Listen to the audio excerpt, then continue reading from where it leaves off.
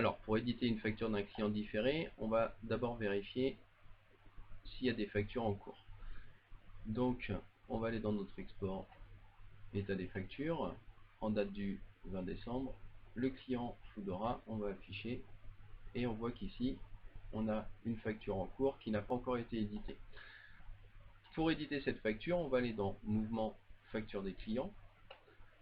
On voit ici que on en a déjà deux qui ont été édités, et nous, on veut en créer une nouvelle. Par défaut, toutes les commandes en cours sont déjà cochées, donc ici il n'y en a qu'une de 213,63 € qu'on va vouloir éditer. On a juste à valider cette partie-là et la facture s'imprime en PDF avec le détail et le montant à régler. Une fois qu'on retourne à la liste,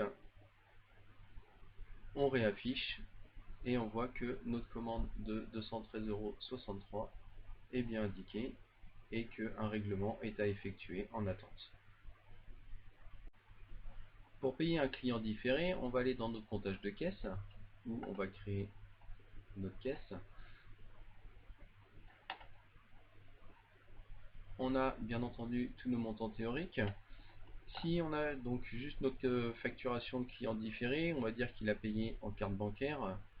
On a vu dans l'autre vidéo qu'on a une facture Foodora de 213,63 €. On va supposer qu'il a payé en carte bancaire. Donc c'est un montant de télécollecte qu'on va pouvoir retrouver.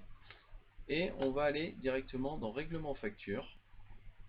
On va indiquer notre commande Foodora où on voit directement que on a le montant ici de 213,63 € à payer. Il a payé donc en carte bancaire, en chèque, en espèces, ici en carte bancaire. On a juste à ajouter et on voit directement que la facturation ici avec le numéro de facture correspondant a bien été payée en carte bancaire. Une fois que c'est validé, on va quand même vérifier qu'on a bien notre montant de télécollecte de 213,63 € qu'on envoie.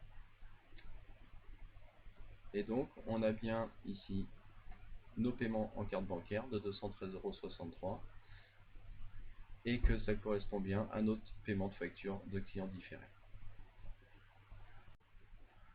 Lorsqu'on sort notre bilan état de journée, on voit que le règlement de notre facture de client différé est bien affiché ici. Donc on reprend toutes nos synthèses et notre règlement de facture Foodora de 213,63 € a bien été effectué.